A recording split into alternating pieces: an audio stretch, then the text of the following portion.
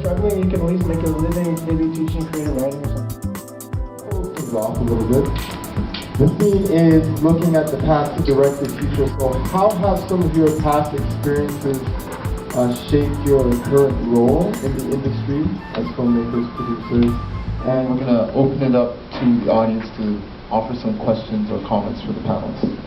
I'm connected with a new organization called AAC, Associated Artists Cartel. We hope to promote independent artists of all persuasion. There's a new television network coming on board, Street Beat U Network, and it's doing the same thing as Oprah is doing. It's a cable channel as well as internet. I plan to have my own show on there. It'll be a talk show. So look us up on Facebook. Join up. So in Canada, there are a number of funding organizations. I work for the National Film Board, and the thing about the National Film Board is that we are not a funding organization. So you don't come to us for funding, you come to us to get your film made or produced through the National Film Board. So not to be on a cynical note, but just know which organizations you go for which projects. I think that's very, very important. But the difference between Telefilm and the National Film Board is we're typically producer driven, so if you are a producer, that's good. If you don't have a producer and if you're a filmmaker with an idea, then maybe find yourself a producer that has. It can be a bit of a paper heavy because it is investment and it's public money and it's got to be as fair and transparent and everything else about it as possible. But I encourage everybody. It's your tax dollars that work there. It's not a winning proposition for black filmmakers to be overly dependent on the government or the industry for financing.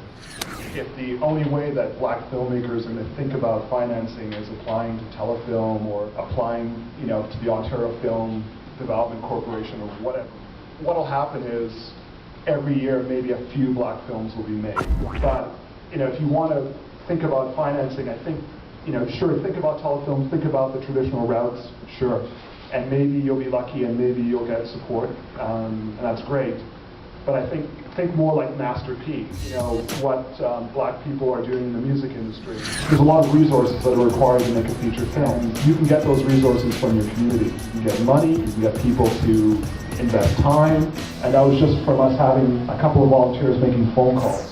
Yeah, I think it's really great to think outside the box. A lot of it is a hustle, and the creativity might not be in the script. It might be in getting the script from I it. think there needs to be a kind of online interactive database of hustling tips that everyone can have. So you don't need to have millions and millions of people in your audience. You can do just fine with some tens of thousands or a couple of 100,000. The future is more artists making 100,000 or a few 100,000 and fewer artists making 40 million or 20 million. Michael, you had mentioned the changes in digital media distribution and also touched on new media. And do you guys see that affecting your particular role in the industry, new media? Have you embraced it? Is it something that will open things up? I think the challenge for new media, how the people who actually pay for it are going to get the money out of it. One of the truly cool things about the social media sphere is to allow the creator of the content to try and find the small niche audiences and then aggregate a whole bunch of small niche audiences. The web is that you have to market your stuff aggressively, and I support a couple of other artists and musicians and try to give people exposure through my TV outlet. In terms of the National Film Board, the producers are now trained to operate in the area of new media. So we invited artists to come in, and whatever content they're interested in, we try to put that content out there so that we get people watching NFT. I'm working with a company that they're called Lightyear Digital. Basically, you take advantage of digital media distribution. You can do very beautiful, very polished work for very low amounts of money given the improvements of technology and cost reductions. My point is we have to do our own thing. And as they were saying a little bit earlier about funding and whatnot, hey, all due respect, but I ain't getting in line because, hey, honest to God, man, you have to think not only outside of the box, you got to think about a new box, you know? We can do this, you guys, but we got to get creative. You got to make something that people want to see. Now, it can come from your own life. And if you're a Canadian, that makes it Canadian, in my opinion. All right?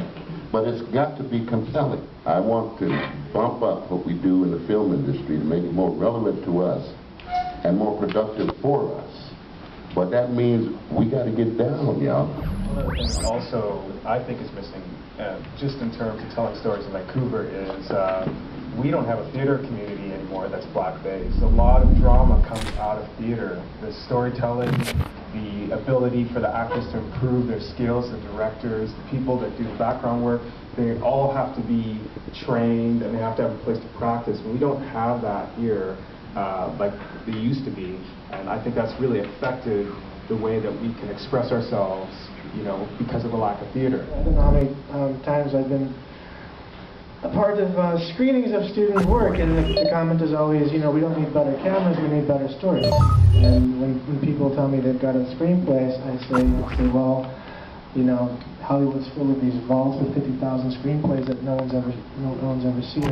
The other part of that equation is getting the film out there, and unfortunately, I think most people feel that the only way to get their film out there is to have it into the theater chain. If it's impossible for Canadian films, can you imagine where black films would sit in that equation? The best model that I think I've seen is that in Nigeria, and they've just actually came up with their own way of literally pumping out these films for about $15,000 to $20,000 every week. Original Nigerian stories that are going neck to neck with the James Cameron. Because at the end of the day, I think people want to see stories that are relevant to them. What I think would really benefit the black community is to go through some form of redress. We just saw this film, Journey to Justice, and black people have been racially treated in a hostile way in Canada, and the government has yet to acknowledge this with black people. It has with Chinese Canadians, it has with Japanese Canadians, and that has meant that those communities have regained a sense of justice, have regained monetary reward. I'm talking about 40 acres and a mule. Imagine if each of us had 40 acres and a mule. You know, we could have a theater, we could have some films. At a place called the Capri Hall. There were some fellas in town from BET, and all the brothers and the Mexican dude, they sent them back. They don't get me wrong, it was off the charts, but that's a reality of how things are for us, and the film industry is no different, and all y'all know. As a poet, I often joke about starting up some kind of non-profit philanthropist endeavor called Poets Without Borders, because that's a common story, you know, being homeless at the border. Another sort of element I'll throw out there is just work ethic. I think sometimes as black filmmakers, I don't think we work hard enough. We're talking about Master P. I mean, he made a film, his first film, I'm About It, and he sold 80,000 copies of that on VHS cassettes just in his hometown of New Orleans. And New Orleans is a very poor city.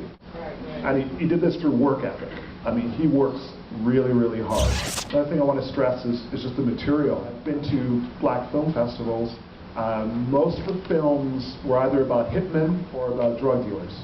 I mean, for real, there has to be a greater diversity of stories. So, you know, hard work and just more creativity in the stories, I think, will also help us, you know, create some demand to see what we do. The truth is, we have all the ability to put it together ourselves. We want a black community, let's build a black community. We want a black theater situation, let's put one together. Ernie King did it, okay?